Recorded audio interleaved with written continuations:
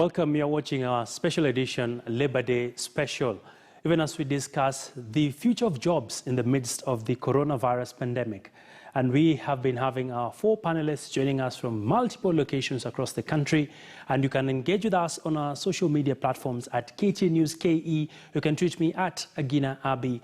And remember, you can also share your questions on slido.com. And of course, you can also join us via Zoom app, where we'll be taking some of your questions as we progress with this discussion this evening. Well, we were having a point being made by Mr. Richard Ngatia.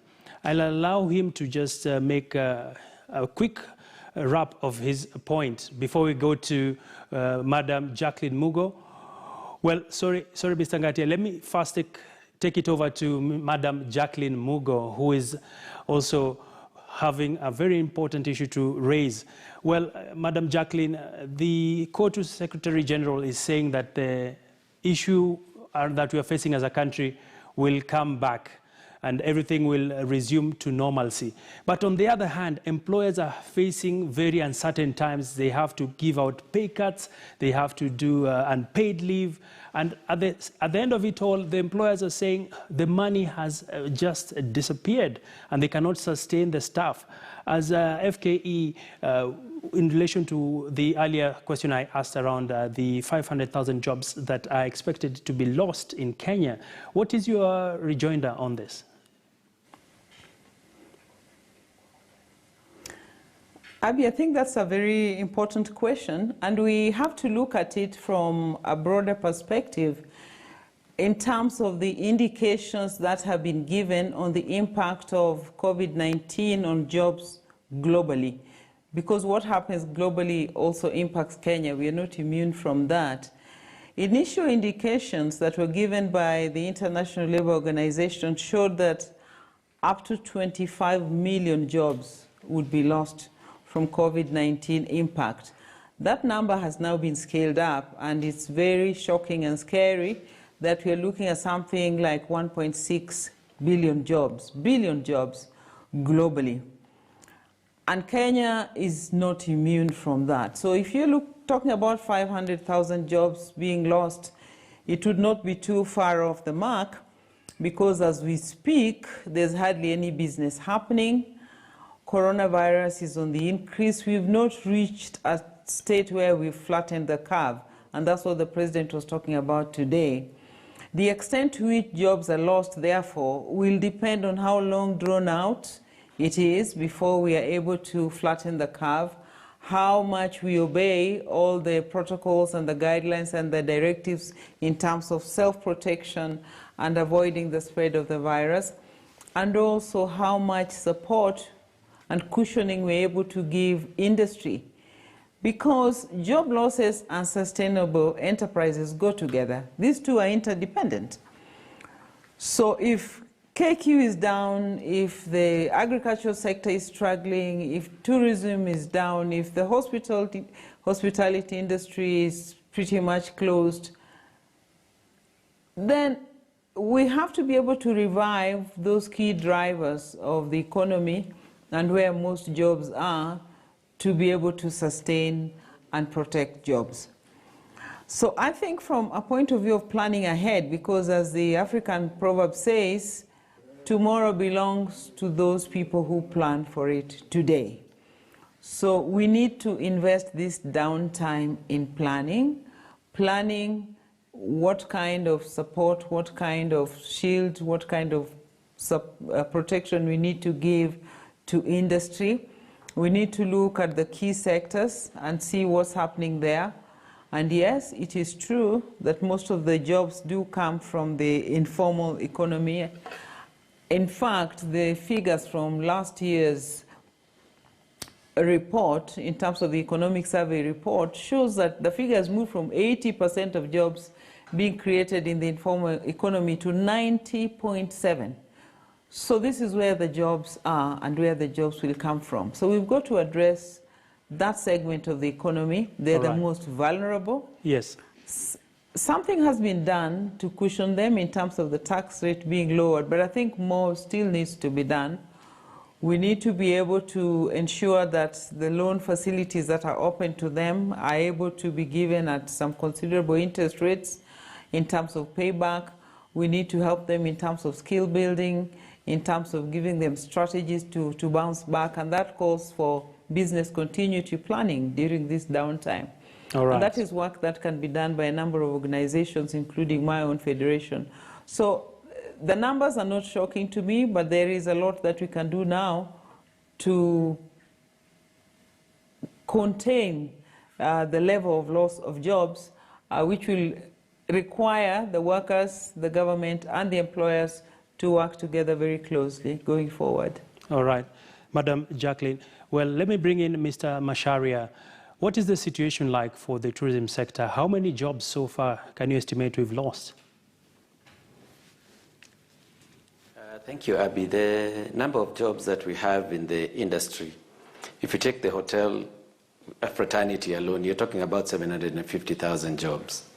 Wow, 750,000. When you think about the pubs and restaurants, you're thinking about 1.5 million jobs. You go to airlines and travel agents, you've got another 1.5 to 2 million jobs there. And you've got the other sectors that depend on our economy, like the conservancies, the conservation. So we are talking about close to 5-6 million jobs easily in the tourism sector. So that's a huge blow. Thank you, Mike. To understand the impact. Mike, very startling statistics there. Let me take it to Mr. Tuoli. What is your immediate reaction? 750,000 jobs in the hospitality sector are about to be lost. Some of these employees are in unions. Some of them might be going to court to try and stop them from perhaps being laid off or being named to be redundant. As KOTU, what are the plans you have towards supporting employees at this critical time? Just like what I said again in the beginning, is that the situation that we are in, let us not see it as if it is a permanent situation. If you come to the hotel industry or tourism industry, or hospitality rather as you call it, these people you see in the hotels are very well trained people. Those chefs are trained, those waiters are trained in food and beverages handling, and they are not people you can be able to access them anyhowly. And I can assure you in this region, up to Mauritius, Seychelles, Kenyans are the people who are in industry, hotel industry. And these are not the people that we can't use easily. We are 100% in a temporary situation because of this pandemic. Let us not see it as if it will be permanent. Any investor would like to have people who are properly trained, people who are committed, people who can be able to deliver. And these people we are talking about are not the people that you can allow them just to disappear. And employers are very serious people, are investors. Me, what I'm worried is that some of these employers who are investors have huge loans, both locally and internationally. Some have gotten money from the international finance corporations outside this country. And this is where my worry is, that how will we be able, immediately after this, redouble our efforts in our various places of work in order to make them repay back these loans and keep us in jobs. So to me, I want Kenyans to take this situation as a 100% temporary situation. It's not permanent, and after this coronavirus, I know we are going to go to where we are, and so many people who are interested to invest in this country will still invest in Kenya. Two, I want you to know that the most consumers of our own goods are Kenyans. So this is not an issue that we should get very much worried and bothered. On top of Kenyans being first-class consumers, we have the East Africans who wait for what we are. Even our newspapers are read across the region. So this country is better placed geographically. We have facilities to attract both local and international investors. And we are in a better place as well to attract both direct and indirect investments in this country. So I'm not worried. And we have advised our members, Guinea, not to take any employer to court because of this pandemic. What we are asking employers also to assist us when it comes to pay cuts, let them involve the trade unions, let them involve shop stewards, let them negotiate with our workers as per how they can handle these pay cuts. It should not be just a literal decision by an individual employer who wakes up and says, we have now done this and that. But if, as we have appealed for solidarity, both employers and government work together with one, and we move towards one direction, as it is done in the north. You know, in our Northern African countries, yes, people move towards one. That is why they have developed good places like Dubai. Trade unions, employers, and governments, they move towards one direction with an interest of their country at heart. And this is what happens in Asia. So if we are together, again, there is nothing serious, there is nothing that will deter us from going back to where we are. Let me take this also opportunity to tell you what most Kenyans have done. Some landlords have said, you either stay in my house on a half rent, or I'm not going to ask for any rent at all. This is type of the solidarity we want to exhibit, and we will be out of this pandemic. The other thing I've said time and again, that to be visible economically depends on decision making. And this is not only unique to Kenyans. Most of Africans have a problem in decision making. Immediately after this, if we go to post-pandemic situation, and then we decide that we want now to take a route that our brothers like Singapore, Malaysia, and other countries made, we will be out of this. I remember very well, Agina, that yes, in 1978, when we lost our founding father of this nation, I was the youngest trade union leader, and the senior leaders decided to ask me to represent them in one of the Asian countries. This was in Malaysia at that particular time. And I can tell you it was not developed as it is today. And this reminds me back that in 1968, the founding father of our nation, Mzee Jomo Kenyatta, gave a grant of $5 million to Malaysia government at that particular time. Go and see where they are today. It is because of decision making. And if we can jointly, government, employers, and workers, make a decision that we want to come out of this poverty, we want to come out of this quagmire, we want to rebuild our country, and we will do it without any hindrance, Mr. Gina. So we should not instill fear into Kenyans that this pandemic will retrogress this wonderful nation. We shouldn't instill any fear at all in the masses that we can't make it. Let us be sure, let us be optimistic, let us be forthright, and let us be committed to our country as one people. All right, Mr. Atwoli. Well, let me open up the questions now on slido.com, where I want to just take a quick look on our super wall here, if you can join me. A question here from Kenyan here in Nairobi is asking to Mr. Atwoli. Well, let me quickly pick this question, which highlights some of the main issues that many Kenyans are facing in terms of the current situation. Well, there's a question here, Mr. Atwoli, how will KOTU ensure that all employees who have lost jobs are reinstated to their positions in private sector after the pandemic is over and once the economy is stable, and are there framework policies to affiliate trade unions to facilitate that? I think this question also applies to all of our other panelists, but Mr. Atwoli will take it first. Can we take another question? Well, let's take another question here. Another one, Mr. Tuoli, sir, most of the employees are being sent on unpaid leave, yet they got bills to sort. How are you intervening with employers to even give at least 30% of their salaries to help cushion themselves with this COVID-19 pandemic? Final question. Let me scroll and see if you can get some more questions. Another question, so many questions to Mr. Tuoli. Let me look at if there's any other question to the other of the panel as well. 500,000 jobs that may be lost must have had some backing and research. No one just makes that statement without backed up data. The question we should be asking is, how do we ensure that this number of jobs are not lost in this new environment while waiting for a COVID-19 cure? Very interesting questions there being raised by our viewers from home.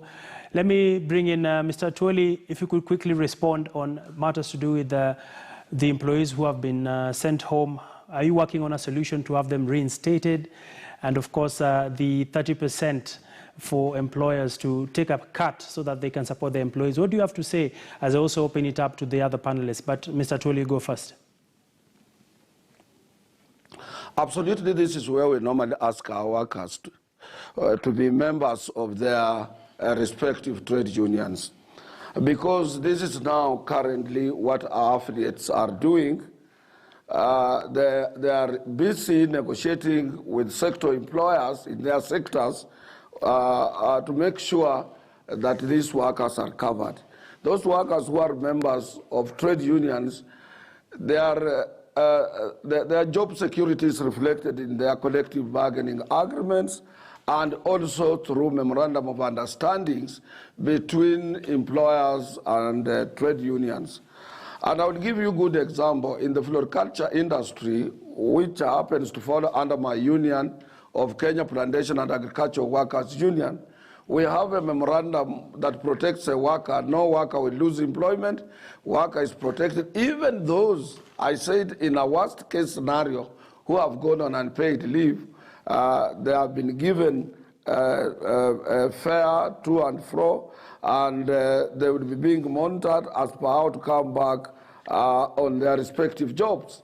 So those our affiliates are busy now with their employers making sure that no worker will have to lose, who is a member of a trade union will have to lose his or her employment.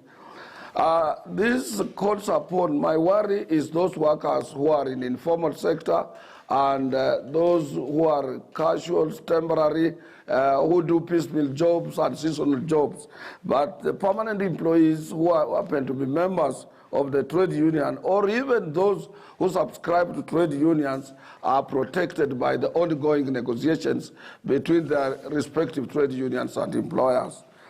Coming to an issue of unpaid leave. Unpaid leave is not something somebody would like to go on unpaid leave.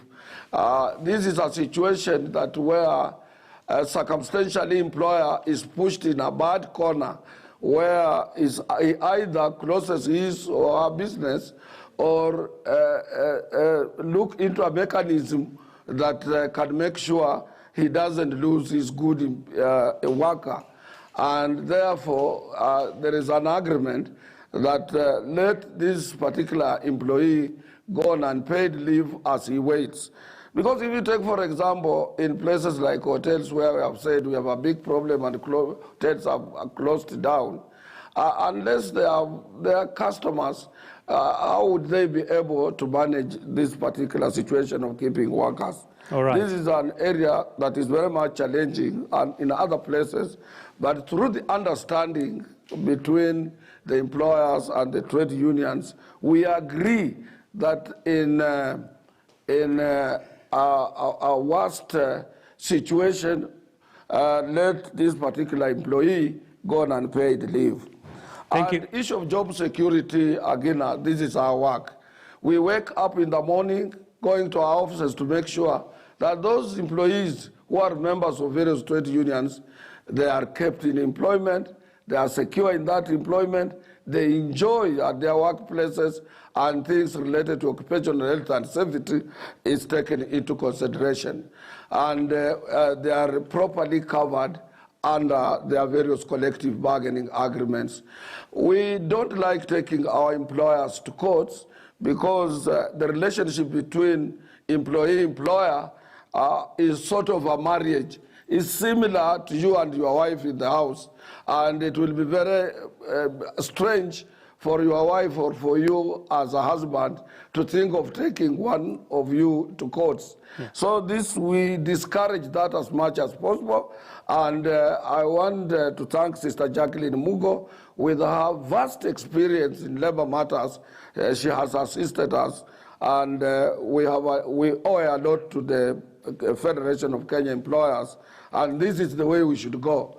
Thank you. On top of that, government has also been very much positive. Besides having no labor inspectors or labor officers to assist, but we survive in such an environment. So workers who are members of their unions should be assured of their jobs after this coronavirus.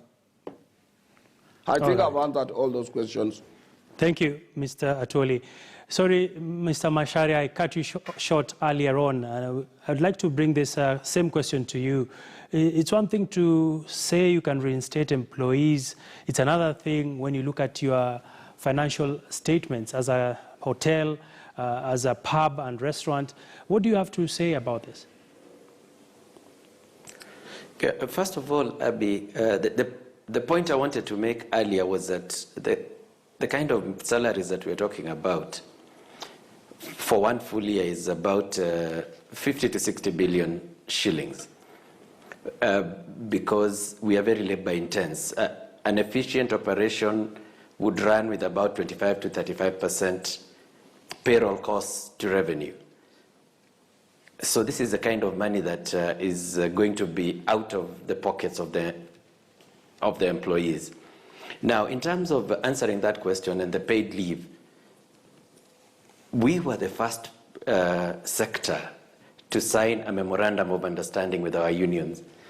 And we did that very quickly, I think a week after the COVID outbreak. And most of the other sectors have actually taken that model and used it and applied it to their sector. What we said was very simple. We send people on paid leave in the month of April. When we come to the month of May, we do unpaid leave in rotations of 2 weeks. And we are going to do that up to June. And in agreement with Dr. Atwoli that this was a temporary situation, we were saying that by the end of June, we should be able to review the situation and find out what's going on. So what happened immediately after that is that we were not even able to put people on unpaid leave because we had to temporarily shut down. Yes. So what we did was convert those rotations of 2 weeks and give people money, 50% of their salary for them to stay at home. So that's what we did. So we have not fired anybody at the moment. I just wanted to make that clear. Thank you. Thank you, Mike. Mr. Macharia. But should Abby, please let me finish that point. Carry on. In terms of reinstatement after COVID, we haven't even gotten to the point of firing people. So once we get there, and if we do, we've told our people that they will be given the first priority to come back. So we have a very strong commitment to keep our people employed. Thanks, Abby. Thank you for that very important response. And let me open it up to Madam Jacqueline Mugo and Mr. Ngatia. Well, a number of stimulus packages have been rolled out, from tax incentives for people to, of course, have a tax relief, and SMEs have also been given a fund where they'll be able to access some money. How will this cushion them? Are we already seeing action happening, and are businesses likely to bounce back after this pandemic? Mr. Ngatia. Yes, of course. As long as the government then can give the stimulus package, is likely to see the economy thrive. and of course the SMEs get back to business.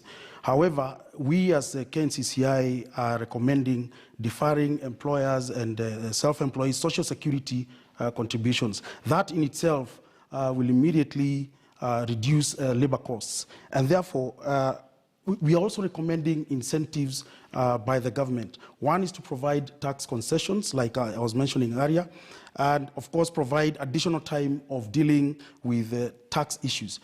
That is one area that we'll see SMEs struggle with. And if we can have this either being deferred or the SMEs have concessions, then it will support them. It is important also to have what we call quick tax refunds. If we can have that and have all the businesses getting their refunds as quick as possible, of course, then we can see a bounce back to that. I want to say that and I just want to come to the issue of making sure that we are supporting and making sure that we are protecting the employees.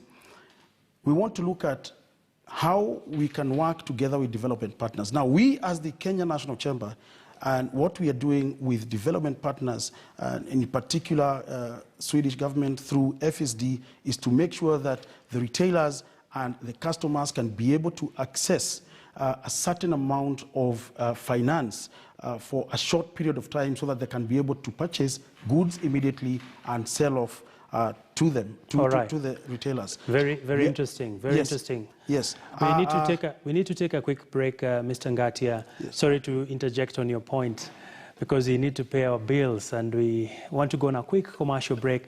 And when we come back, I'll give you the first opportunity to respond. Is that fair enough? I believe so. So for now, I want to go on a quick break. When we come back, we'll be picking it up from Mr. Ngati, and of course, we'll take now the discussion to what are the emerging jobs after the coronavirus has subsided.